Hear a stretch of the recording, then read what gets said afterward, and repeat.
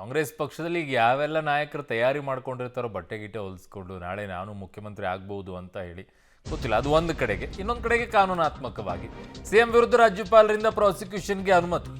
ಮುಖ್ಯಮಂತ್ರಿ ಸಿದ್ದರಾಮಯ್ಯ ವಿರುದ್ಧ ಎಫ್ಐಆರ್ ಸಾಧ್ಯತೆ ಇದೆ, ಮಾಡಲೇಬೇಕಾಗತ್ತೆ.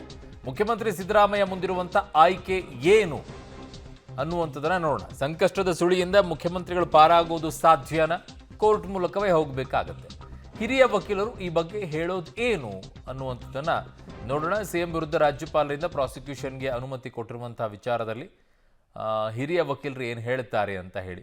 ಸೊ ಈಗ ಅನೇಕ ರಾಜಕೀಯವಾಗಿ ಹೇಳಿಕೆಗಳು ಬರ್ತಾ ಇರುವಂಥದ್ದು ಬೇರೆ, ಇದು ಷಡ್ಯಂತ್ರ, ಅದು ಇದು ಅದು ಬೇರೆ ವಿಚಾರ. ಆದರೆ ಇನ್ನೊಂದು ಕಡೆ ಕಾನೂನಾತ್ಮಕವಾಗಿ ಈಗ ಪ್ರಾಸಿಕ್ಯೂಷನ್ಗೆ ಕೊಟ್ಟಾಗಿದೆ. ಈಗ ಏನಾಗಬೇಕು, ಮುಂದೆ ಯಾವ ರೀತಿಯಾಗಿ ನಡಿಬೇಕು, ಇದು ಅತಿ ಮುಖ್ಯವಾಗಿದೆ. ಈಗ ನಾನು ನೋಟಿಲ್ಲ, ಅದು ಡೀಟೇಲ್ ನನಗೆ ಗೊತ್ತಿಲ್ಲ. ನೋಟಿಸ್ ಏನಿದೆ, ಯಾವ ಕಾರಣಕ್ಕಾಗಿ ಕೊಟ್ಟಿದ್ದಾರೆ, ಆ ರೀಸನ್ಸು ನೋಡಿಲ್ಲ. ಅವ್ರು ಕೊಟ್ಟಿದ್ದು ಸರಿನೋ ತಪ್ಪೋ ಅನ್ನೋದು ಕೂಡ ಹೀಗೆ ನಾನು ಹೇಳಲಾರೆ. ಅದನ್ನು ನೋಡಿ ತಿಳ್ಕೊಂಡು ದೆನ್ ನಮ್ಮ ಲಾಯರ್ಸ್ ಜೊತೆಯಲ್ಲಿ ಕನ್ಸಲ್ಟ್ ಮಾಡಿ ಇದ್ರ ಬಗ್ಗೆ ಏನು ವಿಚಾರ ಇದೆ ಅಂತ ಹೇಳಿ ನಾವು ಕೇಳಿಕೊಂಡು ಮಾತಾಡ್ತಕ್ಕಂಥದ್ದು ಒಳ್ಳೆಯದು. ಎರಡನೇದಾಗಿ ಇದು ಎಲ್ಲ ಕಡೆ BJP ನಮ್ಮ ಗವರ್ನರ್ಸು, ಅದು ಕಲ್ಕತ್ತಾ ಆಗಲಿ, ಕರ್ನಾಟಕ ಆಗಲಿ, ಈ ತಮಿಳುನಾಡು ಆಗಲಿ, ಎಲ್ಲೆಲ್ಲಿ ನಾನ್ BJP ಗೌರ್ಮೆಂಟ್ ಇವೆ ಅಲ್ಲೆಲ್ಲ ಕಡೆ ಇಂಥ ಕಿರುಕುಳಗಳು ಜಾಸ್ತಿ ನಡೆದಿವೆ. ಅದಕ್ಕಾಗಿ ಬಟ್ ಅದು ರಿಯಲ್ ಆ ವಿಷಯ ಏನಿದೆ ಅನ್ನತಕ್ಕಂಥದ್ದನ್ನು ತಿಳ್ಕೊಂಡ್ಮೇಲೆ ಮುಂದೆ ನಾವು ರಿಯಾಕ್ಟ್ ಮಾಡಿ.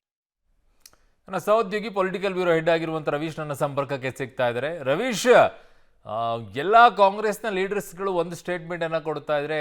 ಮಲ್ಲಿಕಾರ್ಜುನ್ ಖರ್ಗೆ ಅವರ ಸ್ಟೇಟ್ಮೆಂಟ್ ಬಹಳ ಕುತೂಹಲವನ್ನು ಕೆರಳಿಸ್ತಾ ಇದೆ. ಅದನ್ನು ತಿಳ್ಕೊಂಡು ಮಾತನಾಡ್ತೀನಿ, ಸರಿನಾ ತಪ್ಪಾ ಅನ್ನುವಂಥದ್ದನ್ನು ಲಾಯರ್ಸನ್ನು ಕೇಳಿ ಮಾತನಾಡ್ತೀನಿ ಅಂತೇಳಿ. ಬಟ್ ಆದರೆ ರಾಜ್ಯದಲ್ಲಿರುವಂಥ ನಾಯಕರು ಒಂದೇ ಸ್ಟ್ಯಾಂಡಿಗೆ ಬರ್ತಾ ಇದ್ದಾರೆ. ಇದು ಷಡ್ಯಂತ್ರ, ಇದು ಅಸಂವಿಧಾನಿಕವಾಗಿ ಕೊಟ್ಟಂಥದ್ದು, ಈ ರೀತಿ ಸ್ಟ್ಯಾಂಡು. ಸೊ ಮಲ್ಲಿಕಾರ್ಜುನ್ ಖರ್ಗೆ ಅವರ ಹೇಳಿಕೆ ಬಹಳ ಚರ್ಚೆಗೆ ಎಡೆ ಮಾಡಿಕೊಡುತ್ತಾ ಅಂತ.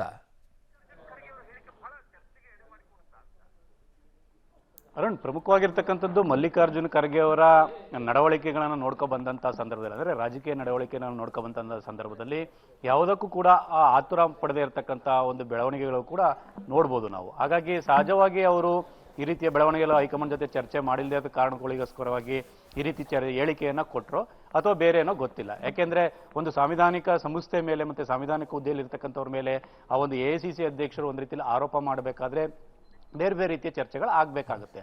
ಈ ನಿಟ್ಟಿನಲ್ಲಿ ಮಲ್ಲಿಕಾರ್ಜುನ ಖರ್ಗೆ ಅವರ ಒಂದು ಹೇಳಿಕೆ ಏನಿದೆ, ಇದು ಸಾಕಷ್ಟು ಚರ್ಚೆಗೆ ಗ್ರಾಸವಾಗಿದೆ ಅಂತಲೂ ಕೂಡ ಹೇಳ್ಬೋದಾಗಿದೆ. ಹಾಗಾಗಿ ಅವರು ಹೈಕಮಾಂಡ್ ನಾಯಕರ ಜೊತೆ ಚರ್ಚೆ ಬಳಿಕ ಬೇರೆ ಏನಾದರೂ ಸ್ಟೇಟ್ಮೆಂಟನ್ನು ಕೊಡ್ತಾರೋ. ಯಾಕೆಂದರೆ AICC ಸುರ್ಜೇವಾಲಾ ಅವರಿಂದ ಹಿಡಿದು ಎಲ್ಲರೂ ಕೂಡ ಒಂದು ರೀತಿಯಲ್ಲಿ ಸ್ಟೇಟ್ಮೆಂಟ್ನ ರಾಜಭವನ ದುರ್ಬಳಕೆ ಆಗಿದೆ ಅನ್ನೋ ಮಾತುಗಳನ್ನು ಕೂಡ ಹೇಳ್ತಾ ಇರ್ತಕ್ಕಂಥದ್ದು. ಇಂಥ ಸನ್ನಿವೇಶದಲ್ಲಿ AICC ಅಧ್ಯಕ್ಷರೇ ಈ ರೀತಿ ಹೇಳಿಕೆಯನ್ನು ಕೊಟ್ಟಿರ್ತಕ್ಕಂಥ ಹಿನ್ನೆಲೆಯಲ್ಲಿ ಅದು ಚರ್ಚೆಗೆ ಗ್ರಾಸವಾಗಿದೆ.